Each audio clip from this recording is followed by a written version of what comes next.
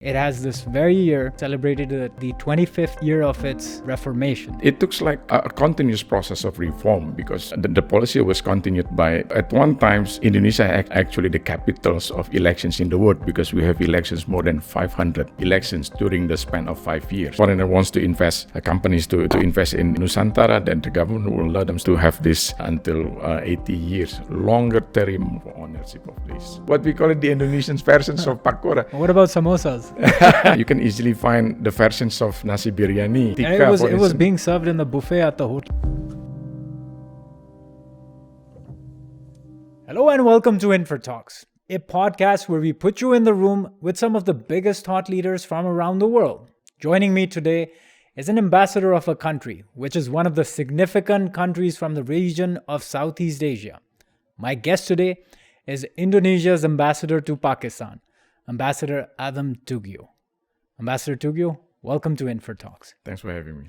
All right, Ambassador, let's start off our conversation with this very first important question. Your country is about to, celebrate its 78th Independence Day. And it has this very year celebrated the 25th year of its reformation, or the reformasi. Talk us through how was your country able to sort of ensure this reformation process, which started back in 1998, with a lot of constructive bargain that took place between the political and the military leadership, initiating this path of reforms, which led to your country becoming the third largest democracy of the world, and then eventually becoming the 16th largest economy of the world itself. Walk us through, how was that process and what really prompted that process in the first place? Well, once again, thanks for having me. And I think, in retrospect, the crisis that hit Indonesia, hard-hit Indonesia in 1997, I think that's a turning point for Indonesia. Throughout the history, we've been encountered several crises.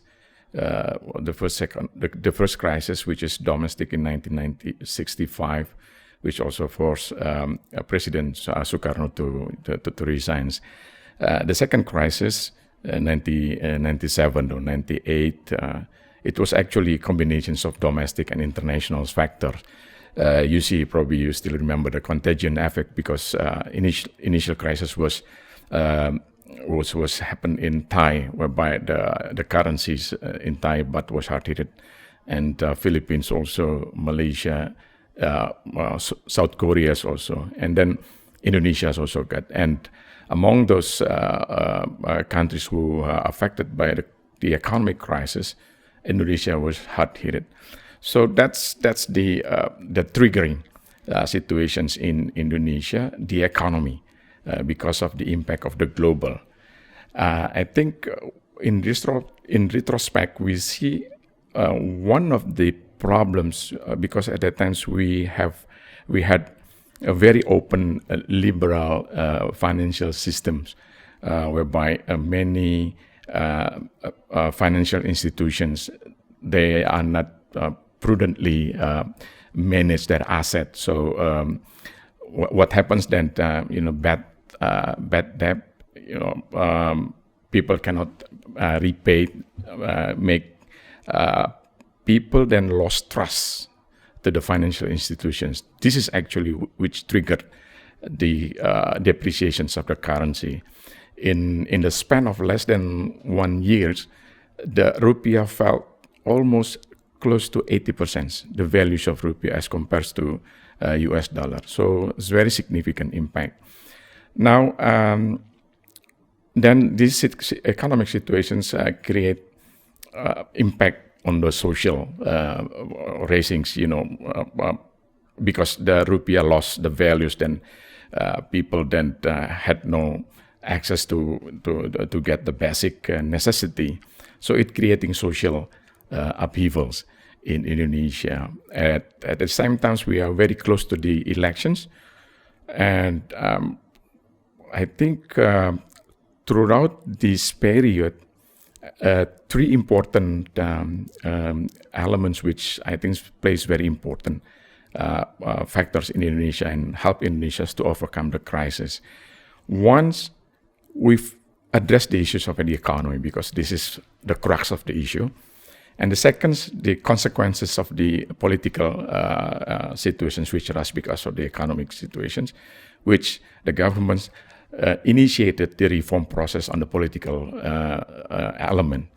And I think the third element, which is also very important, we initiate what we call it devolution process, the devolutions, the decentralization process, adjusting against the relationship between the central governments and the provincial government. On the economic, I think the government have to implement the IMF recommendations at that time. I think we made 4 amendments of the original IMF programs, and then we imposed straitjacket, and then the governments also refused against all the policies relating to the economy. Just wants to make sure that we were on the right track in implementations of the recommendations of the IMF. We got almost 30 billion IMF at that times, aid from the IMF. That was the economy sector. The second element, which is very important actually in the politics, because in the political reform, we all the stakeholders also works together. First, certainly political party, because in Indonesia, initially we have 3 political parties. But because of the crisis, people lost the trust to the political party.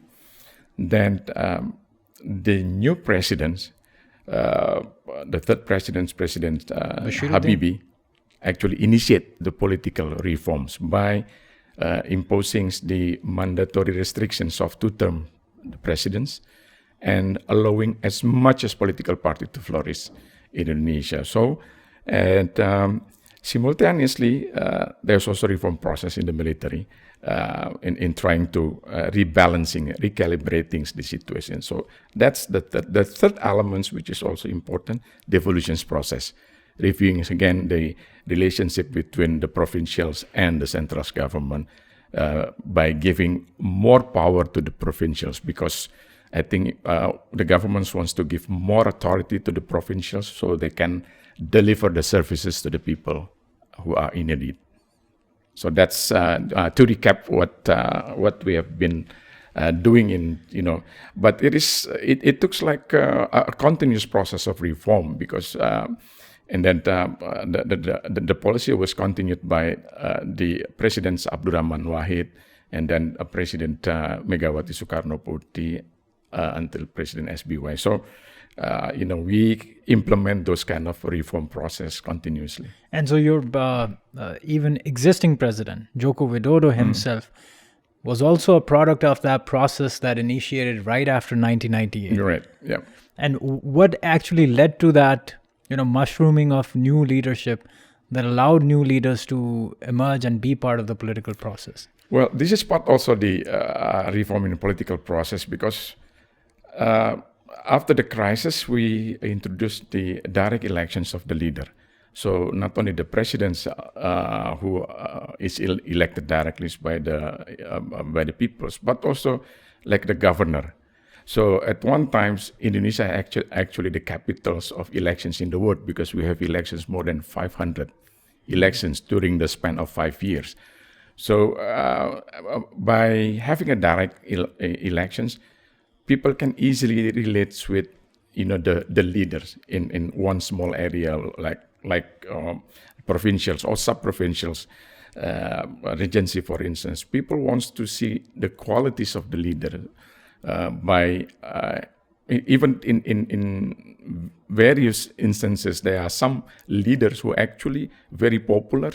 Even without political party, he will win. With the condition, certainly one of the political party then nominate him.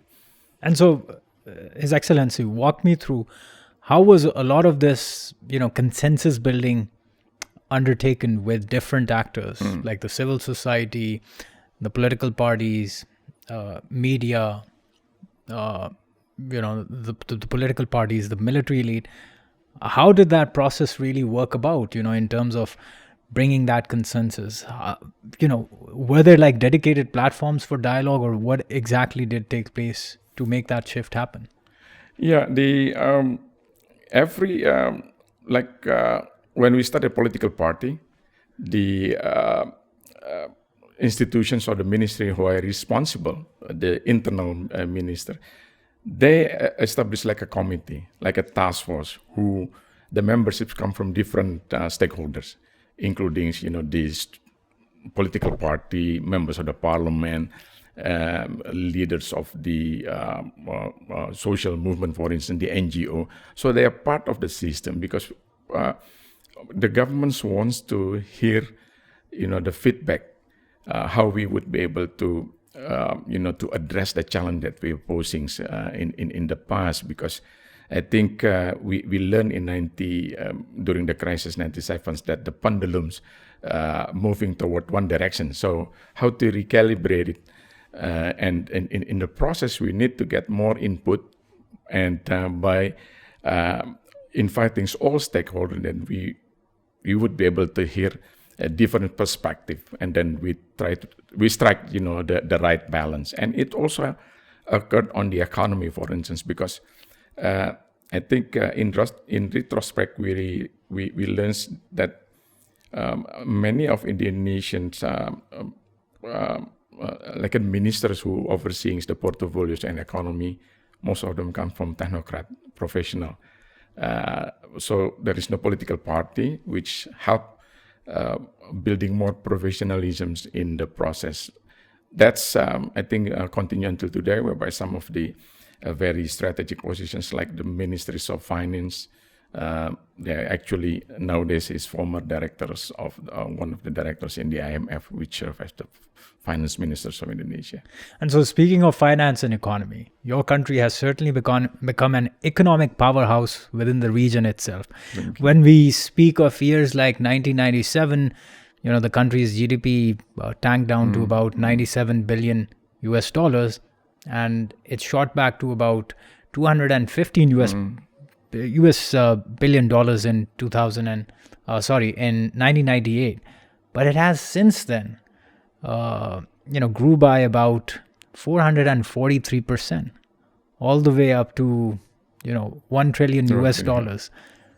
How did that shift was brought about by Indonesia? What did Indonesia do in order to make sure that it would capitalize on that opportunity, open up its economy, and become a regional economic powerhouse?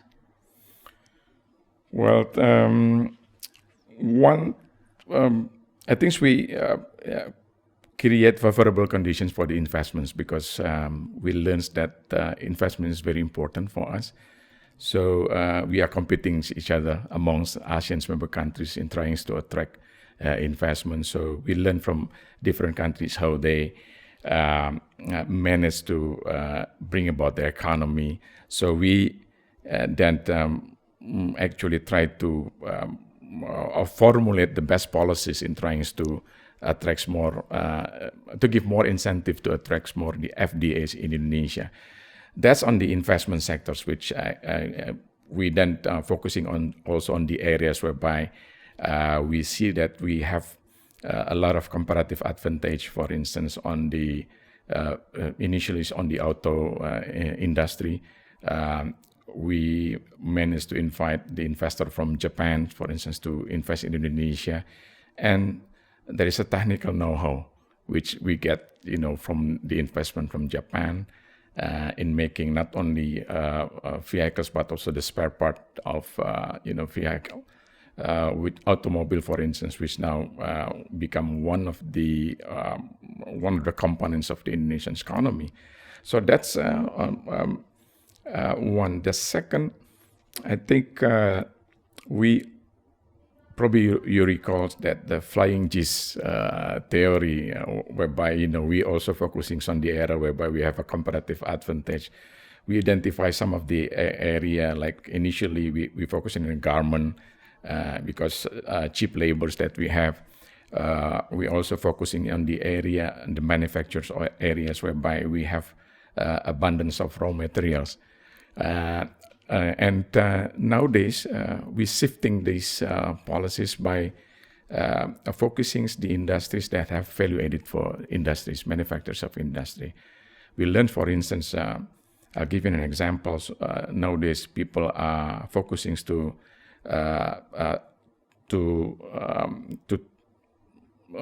transform into the electric.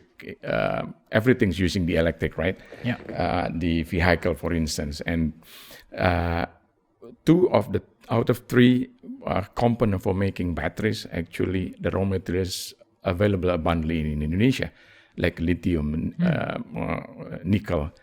So in the past we export this nickel, but we buy 2-3 times, the products. Now we stop the export of raw materials, but we invite the manufacturers to come Indonesia to invest in Indonesia because it will give value added for the industries in Indonesia. Now that's second. I learned that some countries in the West, they objected with this policy and they raised this issue to WTO. But go ahead. This is one of the policies that we think for the betterment of Indonesia. So that's the nowadays policies, and we are focusing also on the SMEs because SMEs contribute more than 60% of the Indonesian economy. One strategy which we felt necessary for us to integrate the SMEs is by helping them into integrating into the economy, e-commerce ecosystems, and the government provide a lot of help and also subsidies, and we introduced what we call it like made Indonesia's, like made in Pakistan. But the institutions, government who enjoys the budget from the government, they have to spend certain percentage of their budget to purchase the product of Indonesia, and there will be effort to monitor the implementation of those policies, because I think we want to help the SMEs, whereby SMEs also plays a very important role for the Indonesian economy. So, Ambassador, I remember when I was in Indonesia, I was having another Uber ride, and I had a conversation with the driver, and I just asked him, although this is a layman's opinion, I don't know how correct he was, but I asked him, like, where does most of the investment come from in Indonesia? And he said, well, the two countries that came to his mind were Singapore and Malaysia. So, which does certainly tell that Indonesia has been quite successful in attracting the foreign direct investments. Where has the country been really inviting a lot of such investment from, both from the region and from the outside, and what sectors exactly? Well, you're right. The biggest investor to Indonesia actually come from Singapore. Interestingly, the second and the third ranks was China and Hong Kong. But if you combine China and Hong Kong, because this is part of China, right? The total amount are actually surpassing Singapore. So China is one of the biggest investors also in Indonesia. And I think in addition to those countries that I mentioned to you, plus Singapore, plus Hong Kong, Malaysia, and the U.S. also. U.S. Last year ranked 6th as the biggest investors in Indonesia. So alhamdulillah, we enjoy a trust from foreign direct, from the U.S. and other countries, the European countries also. So they invest their companies to Indonesia, and it'll help the Indonesian economy. So and let me bring back the element of reformasi in this question also.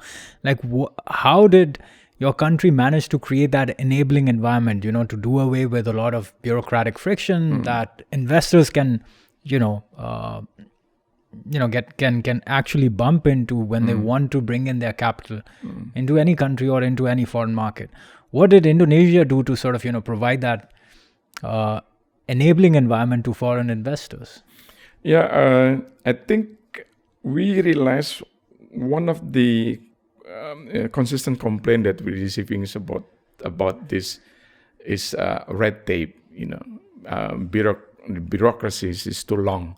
Yeah. Now, government in special President Joko Widodo, we established like one single house for the investment. So we make is the investments procedure for investing in Indonesia. We ensure that initially in the past, if they want to invest in the provincial level, they should get the permit from the provincial government, and then for the central government, the feasibility studies, the impact for the environment. Now we simplifies all the procedures, and you see the ease of doing business in Indonesia is keep improving. If you look at the standard of the World Bank, we see improving the ease of doing business. But I think one is very important contributions in ensuring this. We also President Joko is a doer. He kept impromptu visit in many project, for instance. So direct supervisions from the leaders also very effective in trying to ensure that all necessary requirement, which is we keep saying to the investors, are fulfilled.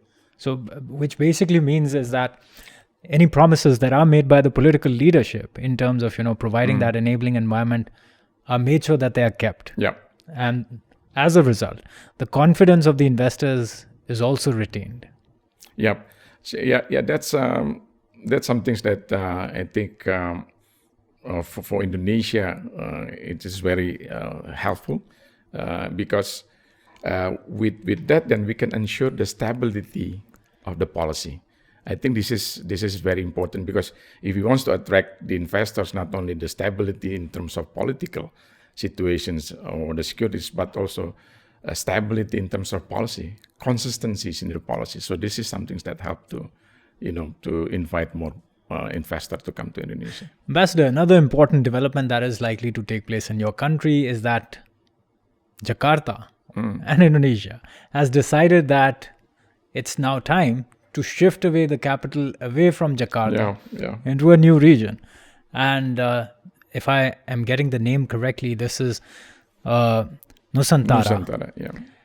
And it's been reported that the cost for the development of a new capital will cost somewhere around 33 billion US dollars. Let me ask you then, how does Indonesia plan to foot the bill for the development of this new capital? Well, thanks for raising this issue, and it's a very important issue for Indonesia. You're right.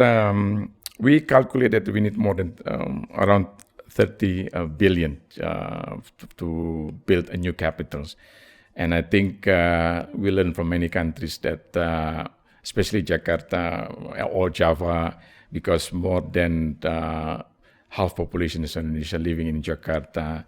The infrastructures need to be maintained, also to be kept to sustain.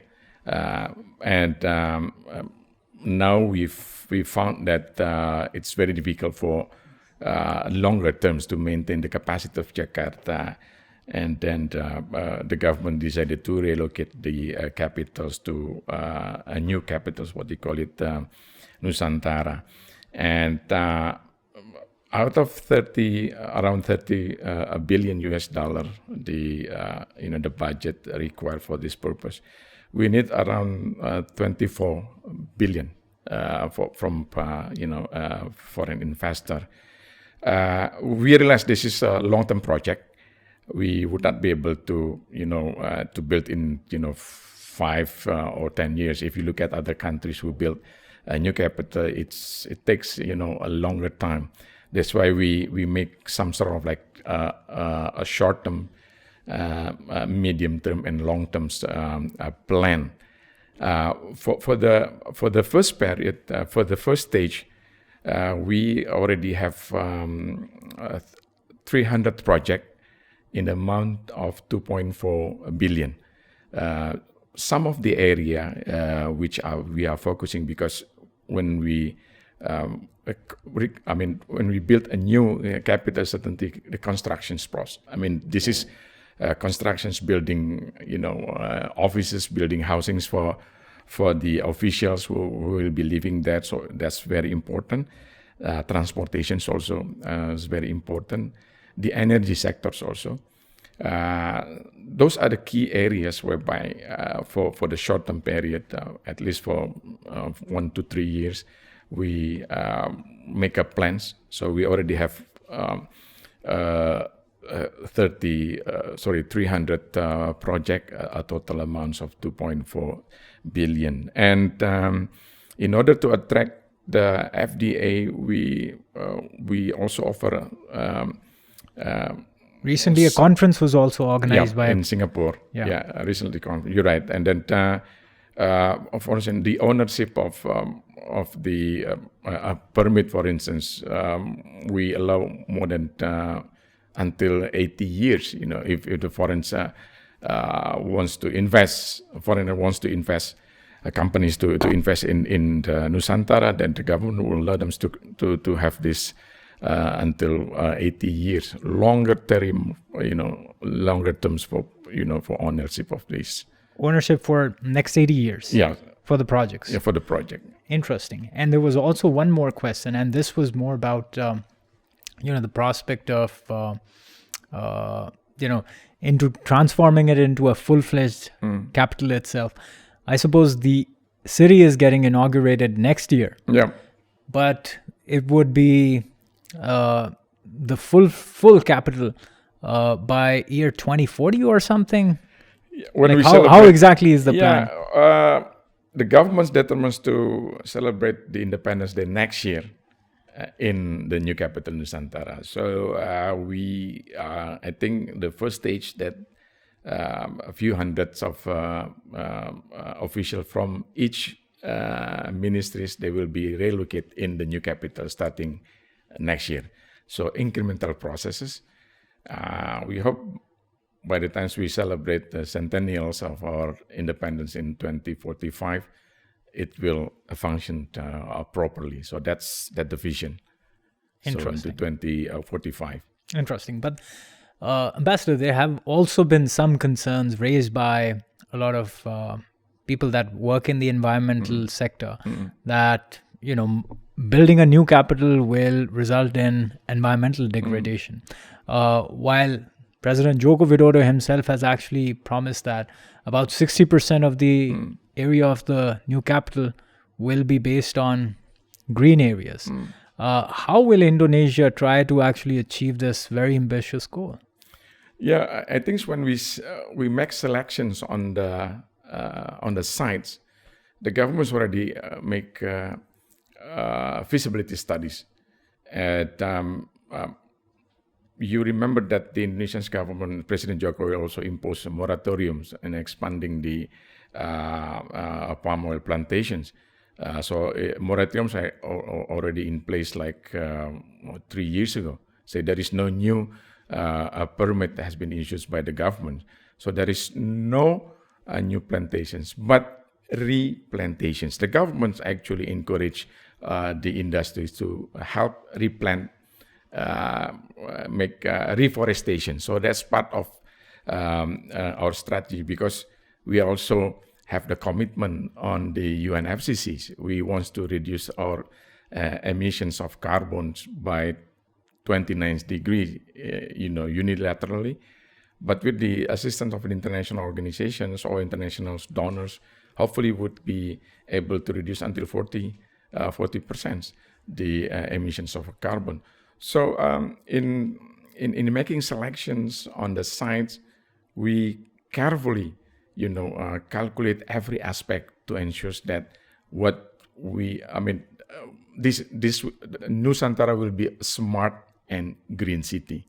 So that's I think the studies that had been conducted by the government, I think in collaborations with different stakeholders also, and then it got us to select Nusantara as a new capital of Indonesia. All right, Ambassador, let me draw your attention to another important question. And now this is about an important point. Pakistan, a couple of years ago, came up with its national security policy, under which it actually came up with this policy vertical of no camp politics, where it decided to engage with both the United States and China without engaging into the dynamics of the great power contestation. Let me then ask you, a country as important as yours in the Southeast Asia region has also been dealing with both the countries. How does your country plan on dealing in this environment and traversing through this complex course? Yeah, I think that's very important questions, which I personally think not only affect Indonesia but also many countries in the regions. And the challenges for us that we want to avoid misunderstanding on the grounds and also miscalculations, because miscalculations on the ground might lead to unintended consequences. But we also don't want to choose sides, because those two, U.S. and China, is very important for Indonesia and for ASEAN as a whole. I already mentioned about how important of China and the U.S. from the perspective of trade investment for Indonesia.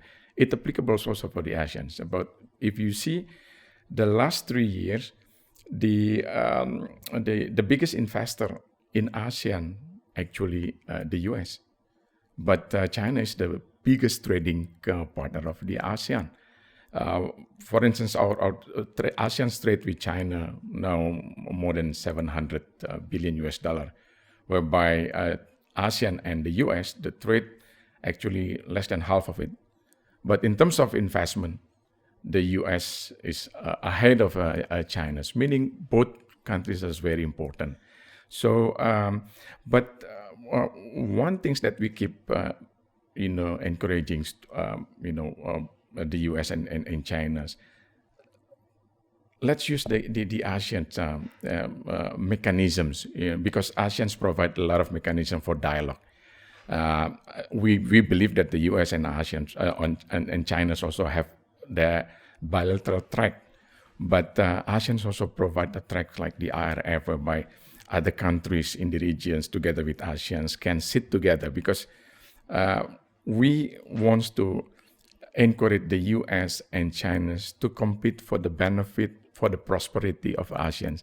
Let's compete for bring the economy benefit for the ASEAN, because ASEANs enjoy nowadays, not only Indonesia but many countries in the ASEANs, we enjoy the economic growth, we enjoy the good economic developments because of the trade that we have with those two countries, because of the investments relationship with those two countries. So we don't want to pick a side in this regard, but we would encourage them to work together with ASEANs in building a more prosperous and more peace region in Southeast Asia. And toward this objective, the ASEANs, I think we already adopt the Indo-Pacific outlook, and 4 areas of the important for this Indo-Pacific outlook. One's on the maritime cooperations, because for Indonesia, for instance, and some countries in Asia, archipelagic countries like Philippines, we attach the great importance of the maritime securities. But other countries also feels that the maritime cooperation is very important. The climate change, one of the issues also which affect many countries in the region. The second, connectivity. When we are talking about connectivity, meanings for the ASEAN's connectivity is land connectivity and sea connectivities, ocean connectivities. And While the ASEANs enjoy the investment from the US as the biggest investor, if you look at the number, we have like a 43 projects in different countries of ASEAN, which is part of the BRI, part of the China. So I think we have a good cooperations with both the US and China. The third issue is meeting the FDGs, because FDGs is very important. So we work together with the US and China in helping the ASEANs to meet the SDGs.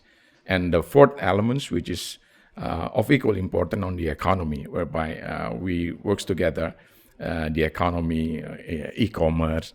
So basically, we provide the enabling ecosystem for ASEAN and the US and China to sit together, discuss of the issues of share important in promoting the stability in the regions and prosperities of the Southeast Asia through the ASEAN's mechanisms, which among other the IMF. And this year's Indonesia chairs ASEAN.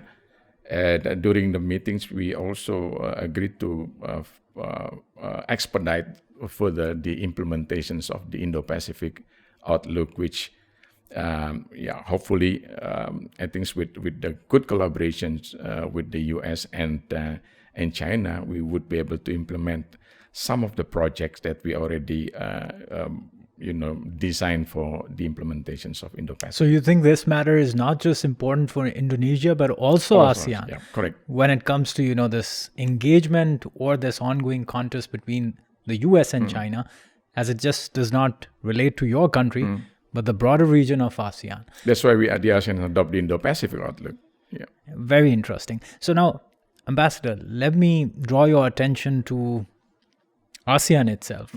And since your country has been the founding member of the regional body itself, the multilateral body itself, and your country is also part of the G20, let me then ask you, for a country like Indonesia, how important is it to rope in countries like Pakistan, which is a bit distant from the region within South Asia, but is at the end of the day part of the larger Asian committee?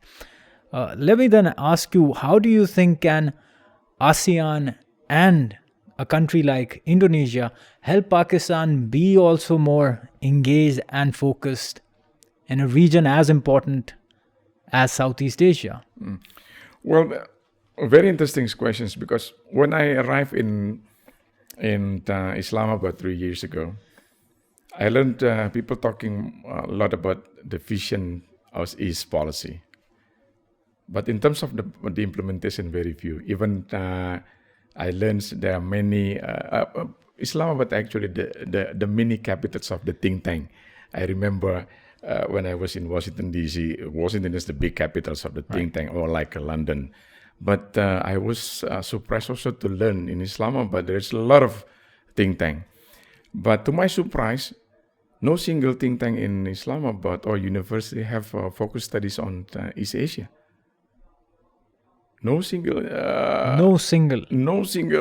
institutions in Islamabad or think tank or university. Have you had those conversations with your friends at the think tanks that they should have a dedicated center focusing on that? I know researchers are there that actually do focus on the region itself, but you would want that there should at least be a center dedicated on the region itself. Yeah, I think one of the reasons, because many pundits already make predictions that the next decades actually belongs to the Asia. And when we're talking about Asia, is Asia. And when talking about East Asia, is more than China. Yeah. Japan, South Korea, and Southeast Asia, the ASEAN. But no single think tank or university have devoted studies on those aspects. Meaning that in terms of the implementation, this is something that I keep encouraging friends in the university and think tank. Why don't help the governments by submitting or recommendations how the Pakistani would be able to implement the Vision East policies. And I think because Pakistan's and ASEAN's, you have mechanisms also. Pakistan's is a sectoral dialogue partner of ASEAN's, meaning that vehicle for the cooperations are there. And we are happy, at least in the last few years, there's a lot of interest from Pakistan to make more engagement at the highest level to the Southeast Asia. Like, I guess, few months back, foreign secretaries also attended the IRF meeting in Jakarta. Last year's actually, foreign ministers Bhutto, Bilawal Bhutto also visited Bali also to attend one of the important events in Indonesia related to the ASEAN. So the engagements with ASEANs need to be enhanced, and the mechanisms are already there with the sectoral dialogue partner. But in terms of more, the important thing is to maintain a more structural engagements with. Apart from this, before we come to the structural elements, what other reasons are there that you think that a country like Pakistan should be more engaged with a region like Southeast Asia? Well, let me give you... what is it that we share in common as a region? Yeah. The important things about the cultural aspect is very relevant here. 40% of the populations of ASEAN actually Muslim. It seems like in Pakistan. And another interesting point, 24% of ASEAN communities also Buddhist. And Pakistan is the cradle of civilizations. Look at the Gandhara civilization. It is the birthplace of Gandhara civilization. And you don't need to go very far. You just go to Taxila. You'll see the places where Lord Siddhartha at one time also spread the teachings of Buddha. Yeah. And more than 24% of people in ASEAN are actually Buddhist. Meaning, in terms of the cultural connectivity, they are there. So what we need actually to link this in more a structural dialogue. And in doing so, Pakistani governments can do it using a two-pronged approach. First, engaging the more intense collaborations with the ASEAN Secretariat to the project which the government of Pakistan can offer through ASEAN Secretariat. And secondly, engagements through bilateral. Indonesia and Pakistan, for instance, we enjoy a lot in common. Even some language actually same, like kursi, chairs. Yeah. We in Indonesia we call it chairs also. Yeah.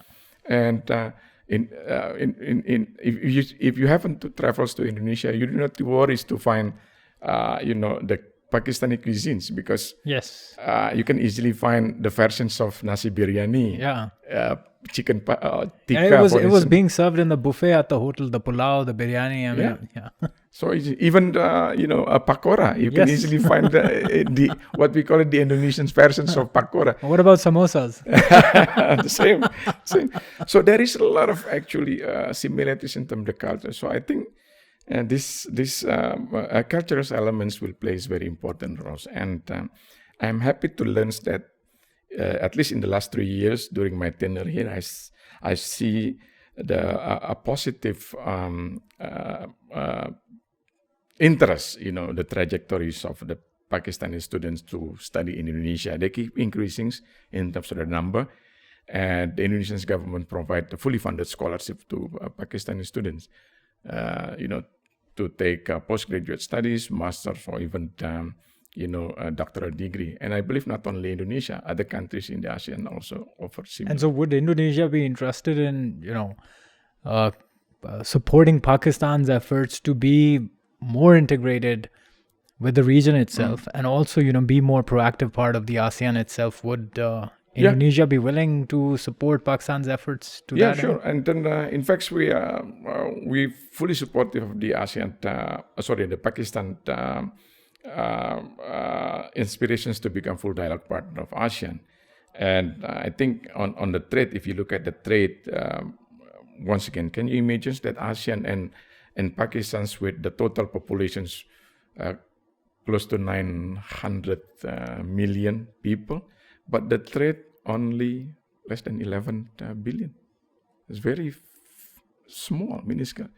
Especially when you look at, once again, the similarities, the cultural aspect. True.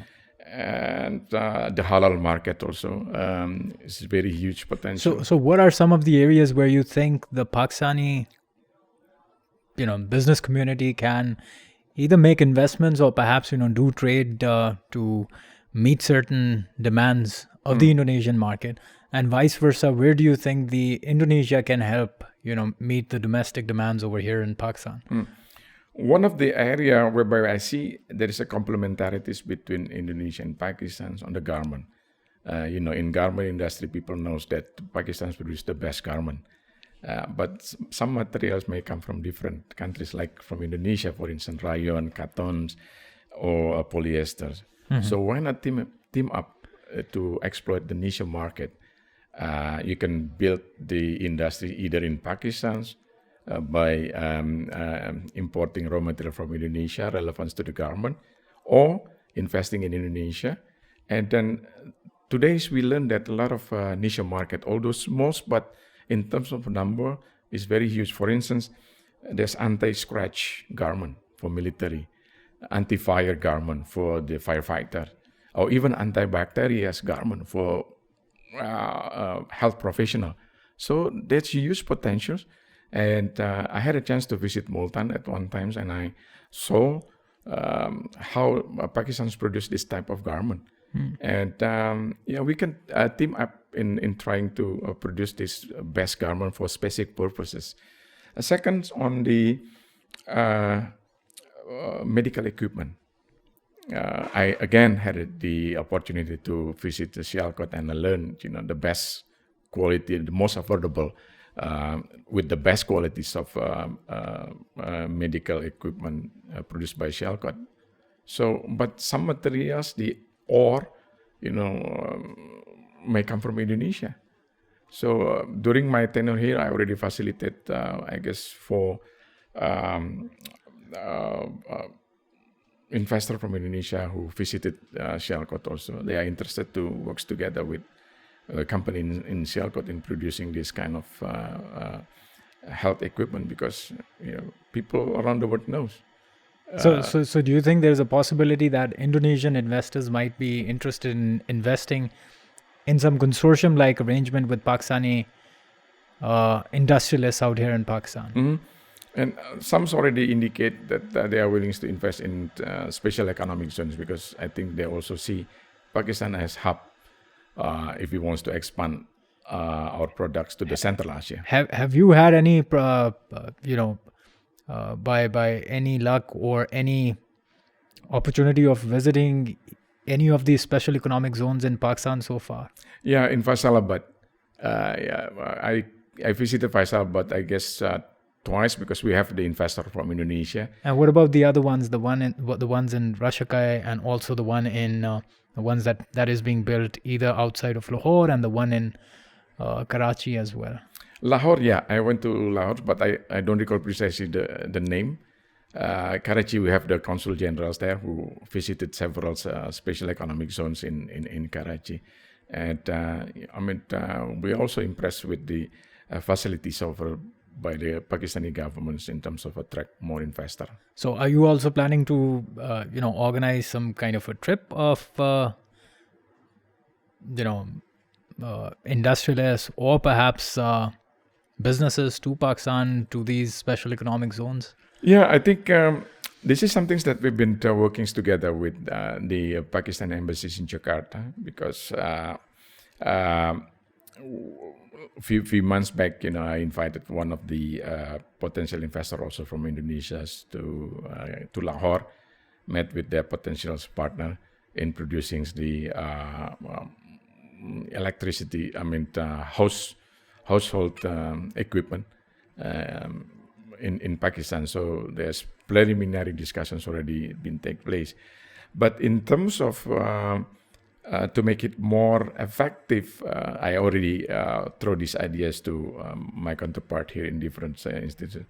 Why not arranging like a visit, inviting ambassador, for instance, ASEAN ambassadors to visit, Gwadar, to visit, special economic zones in nearby area, because I think they will be more effective rather than inviting one or two ambassadors. Me, in my personal capacity, certainly we are willing to explore, because we want also to have the presence of Indonesian investment in here in Pakistan. So, Ambassador, before I come to my last question, I also want to ask you about another important thing, and that is about how has Indonesia really dealt with its historical past? Because when I was there in Indonesia, I saw that your country was quite comfortable in terms of accommodating its past as well, a diverse past. It's Buddhist legacy, it's Buddhist history as well. What has Indonesia done as a society and as a history to be able to accommodate different religions and different faiths, and even the symbolism of different faiths? Well, Alhamdulillah, we have the philosophy, what we call it, the 5 principles, Pancasila, which guide us not only in our daily life, but also in the process of nationhood. 5 principles. First, believe in one God. So we recognize all the religions who have a belief on one God also. And second, we also believe on social justice, and I think with this 5 philosophy, in a sense that we respect the diversity of Indonesia, because Indonesia is more than 300 ethnic group, from the westernmost Indonesia to the easternmost Indonesia. Even people who live in Java, they cannot speak using their own local languages, because two differences. So we have, Alhamdulillah, we have the language, Bahasa Indonesia, or the language of Indonesian's language, is very important, because it become lingua franca. It become ways of communication. And interestingly enough, because Bahasa Indonesia is actually originally spoken by the small minority. So the founding fathers of Indonesia has the wisdom in selecting national language. They didn't select the language spoke by the majorities, but by the small majority. With that, then I think people in Indonesia realize the inclusive of the Indonesia. And then one way we nurture this respect for diversities, usually when we celebrate national independence, we use national customs, national and identity. We celebrate together, and by making a lot of fun activities together. But a part of that, the civil society is also plays very important roles, because we have 2 biggest Muslim civil society, Muhammadiyah and Nahdlatul Ulama, which they have respectively more than 10,000 of madrasah. So through this madrasah, Muhammadiyah and NU also promote respect of diversities of Indonesia. So I think with that, then Alhamdulillah, thanks God that we are able to maintain the unities of Indonesia. So, Ambassador, my last question is, and this goes for both the countries, where do you think can Pakistan actually learn from Indonesia's experience, and where can Indonesia learn from Pakistan's experience? Could you shed light on that, and perhaps provide an offering to both countries to benefit from each other's experience? Yeah, I think on the education and technology, this is one of the area whereby we can share best practices, because In some technologies like the IT, I learned Pakistan is more advanced than Indonesia. According to the data of the credible data, more than 50% of work related to the development computers came from South Asia, including Pakistan. So this is one of the area whereby we can learn, and we invite actually experts from Pakistan also to teach in Indonesia and share their best practices on the IT sectors. And would Indonesian embassy be willing to accommodate such experts to bring their area of expertise and into we've play been over there? doing this also on the education sector, because science diplomacy, although it is relatively new, but I'm very keen also, especially in the last 3 years because of the COVID, teach us the importance of having science diplomacy. And on education, it's still related to educations. We have we work now with the ComStack of the OIC. We arrange programs, capacity building program for the virology, how to make a vaccine, how to make, containing the communicable diseases. So the batch will be, will be sent to Jakarta hopefully this month.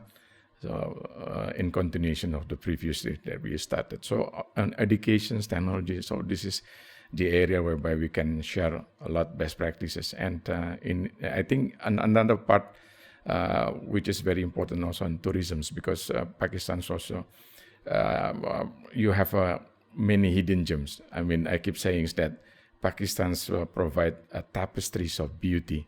The people is very hospitable, friendly. The nature is also very beautiful, although containing a paradox, the northern part and the southern part, the coldest and the hottest. Yes. But also the culture is also very unique. And I think in terms of tourist promotions, I think this is one of the area whereby Indonesia and ASEAN member countries can share best practices on how to promote tourist sector in Pakistan. Ambassador Tugio, thank you so much for gracing us with an opportunity to have this conversation. And I hope our audience will find it extremely useful. Thank you very much for having me once again. Thank you, sir. Thank you so much for staying with us through this conversation with Ambassador Tugio. Our team works very hard to make this work possible, and it would mean the world to us if you could like and share our content to show your support. And if you'd like to stay informed on upcoming podcasts and other work, please hit the bell icon.